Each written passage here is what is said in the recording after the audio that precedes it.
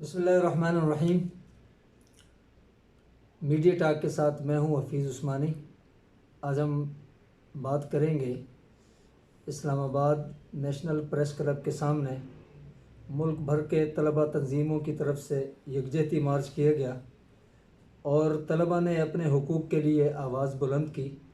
एक जमहूरी दौरे हुकूमत में तलबा तंजीमों पर पाबंदी, ये एक बहुत बड़ा अफसोसनाक अमल है और एक ऐसी बात है कि जिसे हम लम्हा फ़िक्रिया कह सकते हैं। तो इस मौजू पर हम जनाब जावेद मलिक साहब से, जो कि सीनियर तज्ज़ियाकार हैं, उनसे हम जानना चाहेंगे कि आप एक जमहूरी दौरे हुकूमत में तलबा तंजीमों पर पाबंदी, तलबा के इस मार्च और तलबा के अंदर जो एक किस्म की आप आज ख़ुद देखें आए कैफियत पाई जाती हैं कि उनके अंदर जो टेंशन है, तो आप क्या समझते हैं? ज़रा इस पर रोशनी डालें।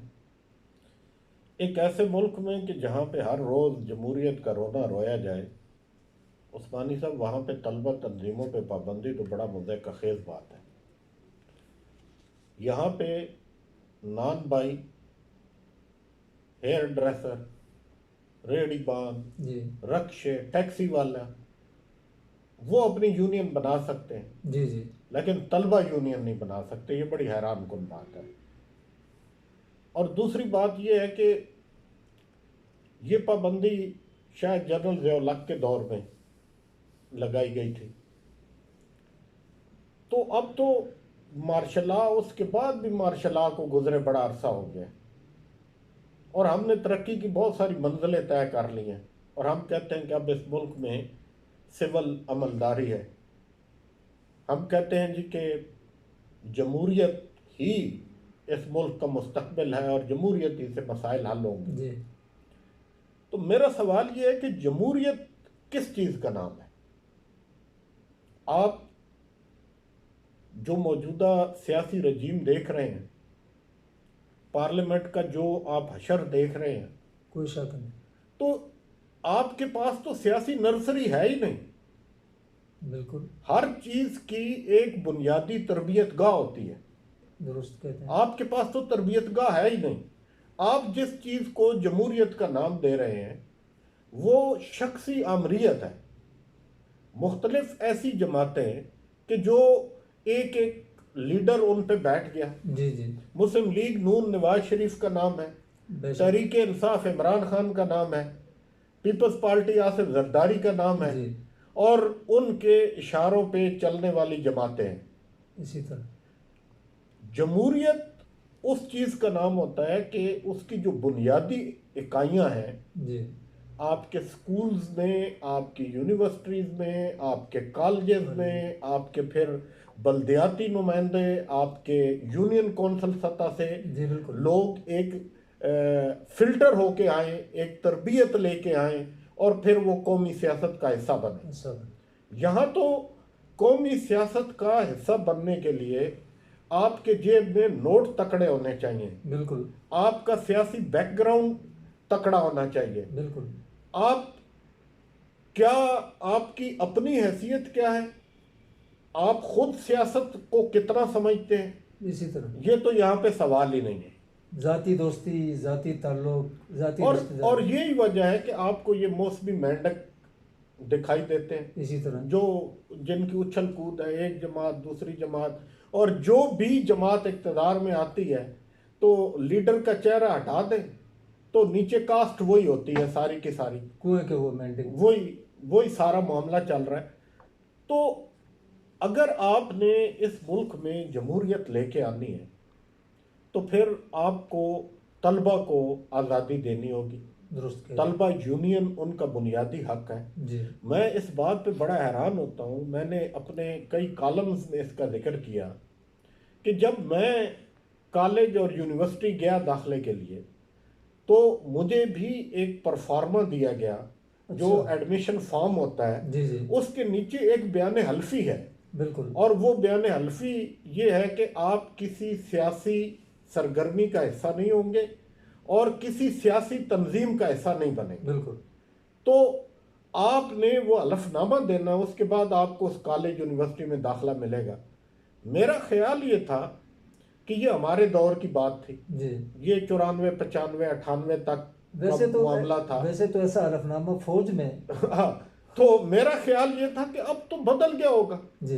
कि कई सियासी हुकूमतें आ गई, कई दुरुस्त है। जमहूरी हुकूमतें आ गई, और वो लोग आ गए कि जो अपने आप को जमहूरियत का बहुत बड़ा चैंपियन कहते हैं, तो तब्दीली सरकार भी आ गई, तो अब तो मुमकिन ही नहीं है। लेकिन आज जब हम वहाँ पे तलबा से बात कर रहे जी। थे, तो उन्होंने एक स्ट्रीट थिएटर इस मामले में पेश किया, और उन्होंने कहा कि वो अलफ तो अभी तक ऐसा है, अजीब। और ये लतीफ़ा है जमहूरियत का, कि हम कहते हैं जी कि इस मुल्क में जमहूरियत है, और हम अपने तालिब इल्म से जो कॉलेज यूनिवर्सिटी दाखिल होता है उससे हलफनामा लेते हैं कि तुम किसी सियासी सरगर्मी का हिस्सा नहीं होगे। हालांकि ये तालीमी इदारों की चार दीवारियों में जो पलने वाली नस्ल होती है, ये हमेशा आपका मुस्तकबिल होती है, कोई शक और नहीं। ये आपके अपने आबा अजदाद की जो गलतियां हैं, आपके जो सीनियर्स जो गलतियां कर रहे हैं, उनको भी अपने जोश अमल से धो देती है। मतलब उनका तालिब इल्मों का तो फिर कोई विज़न रहा ही नहीं, वो एक कैद खाने में एक मुक़य्यद कैद है। खाने में है, आपने पहली जमात से एक भारी बस्ता उन पे लाद दिया, और आखिर तक आप उनको लेके जा अच्छा, रहे हैं। आपने जैसे जिक्र किया कि 4 दिहाइयाँ गुजर गई हैं और ये चीज़ इसी तरह है, और ये इस तरह का सिलसिला तो वैसे आमरीत में होता है या बादशाहत में होता है, तो क्या आप कोई इस हवाले से रोशनी डालना चाहेंगे कि क्या दुनिया को इन चीज़ों की वजह से क्या नुकसानात उठाने पड़े? देखिए, जब आप यूनियन साजी तो वैसे मेरा बुनियादी हक है। जी बिल्कुल। मैं जमहूरियत में तो। मैं तालिब इल्म हूँ, मैं उस्ताद हूँ, मैं किसी सरकारी इदारे में, किसी प्राइवेट इदारे में मैं मुलाजमत करता हूँ। यूनियन साजी तो मेरा बुनियादी हक है। बिल्कुल। उस हक से अगर मुझे किसी भी तरीके से रोका जा रहा है, जी जी। तो ये तो आइन के बुनियादी नुकात की खिलाफ वर्जी की जा रही है। और जब इस मुल्क में तलबा तंजीमें थीं, जी जी, यहाँ पे मुस्बत सरगर्मियाँ थीं, यहाँ पे इलेक्शन होते थे, तो आप देखें कि उसमें आपको जावेद हाशमी मिला, बिल्कुल, ख्वाजा साद रफीक मिला, शैला रजा जैसे सियासतदान मिले, रजा रबानी जैसे सियासतदान मिले, मोहम्मद अली दुरानी है, मोहम्मद अली दुरानी, और सिराजुल हक है, हाफिज सिराजुल हक है। एक लंबी लिस्ट है कोई शक कि नहीं। जो तलबा सियासत से निकल के आए हैं, जी बुनियादी तरबियत गाह थी वो, वहां से उन्होंने सियासत को सीखा है, जी जी, और अब उनके अमल में, बिल्कुल, और ये जो आप दूसरे लोग हैं इनके अमल में आपको ज़मीन आसमान का फ़र्क नज़र आता है। आज चूंकि तलबा ने पूरे पाकिस्तान में जी, यकजहती मार्च किए हैं बिल्कुल, और अपने हकूक, बुनियादी हकूक की बात की है, तो पेशावर में शौकत यूसुफजई साहब, मैं सुन रहा था कि वो कह रहे थे कि मैं तो खुद इस हक में हूं। अच्छा, शाम को इमरान खान का बयान आ जाएगा, कि रात को बयान आ जाएगा कि मैं भी इस मैं हक भी में साथ हूं। में। ये करेगा कौन? यूसुफ रजा गिलानी साहब असेंबली के फ्लोर पे पहली तकरीर में कह रहे थे कि तलबा और लेबर यूनियन को तो हमने आज बहाल कर दिया। वो कहाँ बहाल हुई है? कहाँ बहाल हुई? कोई कोई शक नहीं। अच्छा, वैसे एक चीज़ भी है जिस चीज़ को हमारे हुक्मरान और हमारा फैसला कुन तबका जो है वो नहीं सोचता, नहीं देखता। जब तलबा इस तरह की वो सलाहियतों से और इस तरह के उमूर से आप ये कहें दूर होते हैं, तो वो फिर ऐसे अनासर के हाथ चढ़ जाते हैं कि जो मुल्क के अंदर इंतशार और दहशतगर्दी और इसके देखिए, आपके सामने एक खुली मिसाल है कि ये जो खलीजी ममालिक हैं, और ख़ास तौर पे ये जो अरब दुनिया में जी जी, ये जितने मामलात और ये सारे मसाइल पैदा हुए हैं, अरब स्प्रिंग जो है, जी अरब स्प्रिंग जो है, ये असल में क्या है? ये नौजवान हैं, ये तलबा हैं, जी जी, जो अपने हकूक़ के लिए सड़कों पे निकल आए हैं। बिल्कुल, आप एक अरसा तक इन चीज़ों को रोक सकते हैं। बिल्कुल, उसके बाद जब पहला कदम क्या होता है कि कोई भी ताकत, कोई भी जो तंजीम है, जी तलबा जी, हैं, वो पहले कदम पे आपसे अपना हक मांगेंगे, बिल्कुल, एहतजाज करेंगे, जी, पॉजिटिव तरीके से करेंगे, बिल्कुल, आपको अपना पैगाम देंगे, इसी तरह, आपको अपना दुख सुनाएंगे। इसी आप तरह, नहीं सुनेंगे, वो फिर एहतजाज करेंगे, फिर एहतजाज करेंगे। आखिरकार एक वक्त ऐसा आ जाएगा कि उस एहतजाज पे तशद्दुद का जो अंसर है वो गालिब आ जाएगा, और फिर दलील बहुत पीछे रह जाएगी, फिर तशद्दुद बहुत आके निकल जाएगा। और पाकिस्तान में बदकिस्मती से हमारे हमारे हम नौजवानों की जो तादाद है वो बहुत ज़्यादा है जी, लेकिन हम अपने नौजवानों को नज़रअंदाज कर रहे हैं। बिल्कुल आप आज आप देख रहे थे कि तलबा अपनी घुटन का इसी तरह इजहार कर रहे थे। वो बता रहे थे कि उनको यूनिवर्सिटी में किन मसाइल का सामना है। वो बता रहे थे कि उनको इस हद तक वो जिक कर दिया जाता है, जिच कर दिया जाता है कि वो खुदकशियों पे मजबूर हो जाते बिल्कुल इसी हैं। तरह, तो ये वो सारे मामलात हैं जो वो लोग आपसे बात करेंगे। बिल्कुल और अगर आप पुरअमन बात नहीं सुनेंगे, जी। आप उनके मसाइल पुरअमन तरीके से नहीं हल करेंगे, तो उनके पास आखिरी रास्ता फिर क्या रह जाएगा? फिर तलबा के मसाइल कौन हल करेगा? देखें, फीसों के मसाइल हैं कि फ़ीसें एकदम जो है इतनी बढ़ा दी गई हैं कि तलबा वो उतना बोझ बर्दाश्त नहीं कर देखें, सकते। ये तब्दीली में आपने कहा था जी, हम बाकी चीज़ों का आपसे नहीं पूछते, बिल्कुल टमाटरों की क्या हालत है ये हम आपसे नहीं पूछते, महंगाई कितनी होगी हम आपसे नहीं पूछते। आपने कहा था कि मैं हेल्थ और एजुकेशन, बिल्कुल। आपने कहा था कि सड़कों से कौमें नहीं बनती, तालीम से बनती हैं, मैं सेहत रोजगार और इन पे वो करूँगा। आपने क्या किया? आज तो सड़कों से भी महरूम हो गए और ठीक है, सेहत और और तालीम। सेहत तालीम का तो ये अशर है। आप अगर इतनी फीसें बढ़ा देंगे, और फिर दूसरी जो सबसे बड़ी बात है, वुज़रा यूनिवर्सिटियों में जाके खिताब कर रहे जी। हैं और वहां पे वो कह रहे हैं कि आप ये जो तालीम हासिल कर रहे हैं इसके बाद रोजगार नहीं है। रोजगार नहीं है, यानी आप मायूसी फैला रहे हैं। कोई शक नहीं। जो अपना पेट काट के वालदैन एक बच्चे को भारी फीसें दे के पढ़ाएंगे और वो फिर उसके बाद आपकी यूनिवर्सिटी से जब फारगुल तहसील होगा तो वो अपनी डिग्री का क्या करेगा? वो लेके सड़कों पे मारा मारा फिरता रहेगा, उसके लिए रोजगार नहीं होगा। अगर रोजगार के आपके पास मौके नहीं है तो ये काम है हुकूमत का बैठ के सोचने का कि हमने एक बड़ी तादाद हर साल यूनिवर्सिटियों से फारिग हो रही है, एक बड़ी तादाद कॉलेजेस से ग्रेजुएशन करके बाहर निकल रही है। जी, जी। हमने उनको कहाँ पे खपाना है? कोई शक नहीं। उनके लिए कौन सा सरकारी शोबा है, कौन सा प्राइवेट शोबा है, और कौन सी तालीम ज़रूरी है? ये गवर्नमेंट की अपनी तरजीहात आपने बताई है? किसी को नहीं बताई।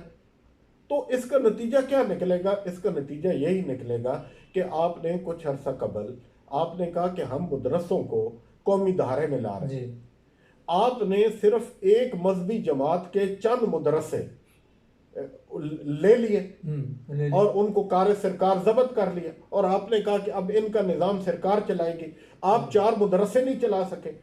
तो वो जो मदरसों में पढ़ने वाले तलबा हैं उनकी तादाद भी इतनी ही है जितने आपके स्कूलों और यूनिवर्सिटियों में पढ़ने वाले तलबा हैं। बिल्कुल। तो वो एक रिफाई सिस्टम चल रहा है, बिल्कुल। एक मजहबी तबका है जिसने वो सारा निज़ाम अपने जिम्मे लिया हुआ है और आप उसको भी दरम बरम करने के चक्कर में थे।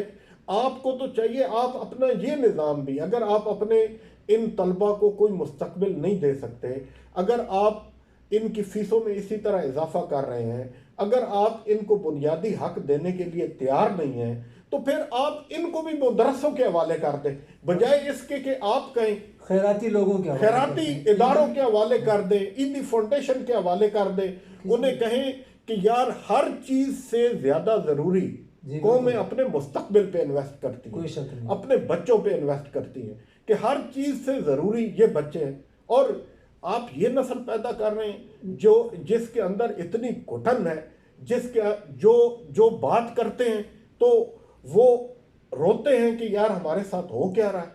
कता कलामी माफ, मैं आपसे पूछ रहा हूँ कि आपने कल एक ट्वीट की कि मियाँ वाली में एक सड़क बन रही है। हाँ जी, अच्छा, वही इमरान खान साहब उसके इफ्तिताह कर रहे हैं और एक तो आपने उसके तखमीना अखराजात जो बताए वो तो मेरे होश उड़ गए। एक आम नॉर्मल आदमी भी उसको समझता है। आप ये देखें, वो कहते हैं वो दिखाता कुछ और है, कहता कुछ और है और करता कुछ और है। देखिए आपने ये जो मौजूदा हुकूमत है, मैं इसके लिए बहुत ज़्यादा फ़िक्रमंद भी हूँ और दुआगो भी हूँ। ये पहली दफ़ा नौजवान सियासत में सियासी मैदान में उतरे थे, कोई शक। पहली दफ़ा यूथ ने पूरा जोर लगा के, ताकत लगा के इमरान खान को इक़्तिदार के ऐवान तक कोई शक पहुंचाए। नहीं, दिन रात एक किया। अगर इस वक्त आपने उन यूथ का दिल तोड़ दिया, अगर नौजवान के ऊपर मायूसी तारी हो गई, कोई शक नहीं। तो इस मुल्क का जो मुस्तकबिल है वो इंतहाई तारीक होगा। और इससे तहरीक इंसाफ का तो जो होना है सो होना है, लेकिन इससे मुल्क का बहुत नुकसान होगा। कोई शक नहीं आपकी बिल्कुल।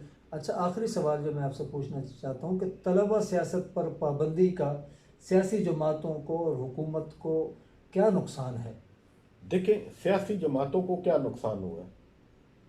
सियासी जमातें, अब आपको कोई भी जो मौजूदा सियासी रजीम है, जी जी, इसमें कोई भी शख्स आपको उनके सिस्टम से निकल के आता हुआ दिखाई नहीं देता। कोई शक नहीं।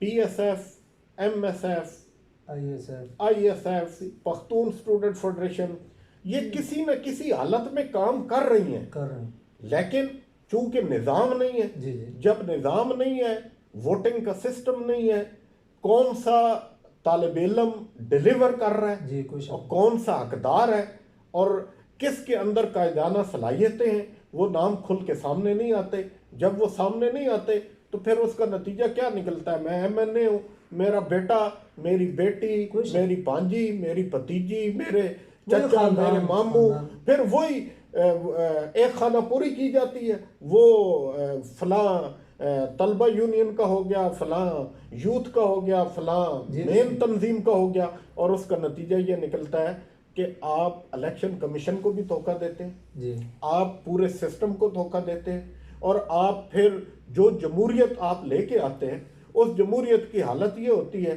कि वहाँ पे भेड़ बकरियां होती हैं जिनको कोई भी एक डंडे से हाँक सकता है। उनकी ना अपनी राय होती है, ना उनके अंदर सोचने समझने की सलाहियत होती है, ना उनके अंदर कानून साजी की अहलियत होती है।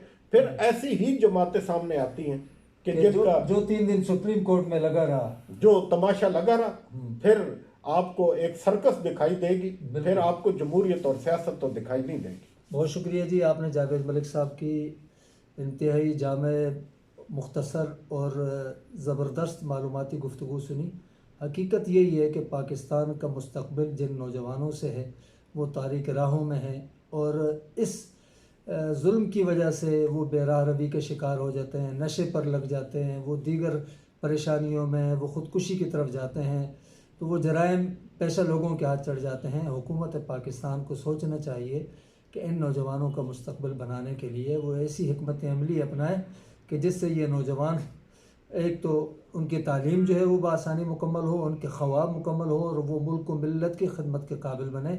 और मदारिस का जो किरदार है वो इस हवाले से नुमायाँ और बेहतर है। अगर हुकूमत से ये इदारे नहीं चलाए जा सकते तो हुकूमत खैराती लोगों को खैराती इदारों के हवाले ये स्कूल, कॉलेजेस, यूनिवर्सिटी कर दें ताकि कौम तालीम से महरूम ना हो। बहुत शुक्रिया, आप हमारे चैनल को देखते रहें, सब्सक्राइब करें, हमें अपने तजावीज़ भेजें, हम इंशाअल्लाह उससे अपने चैनल को मज़ीद बेहतर करेंगे। अल्लाह हाफिज़।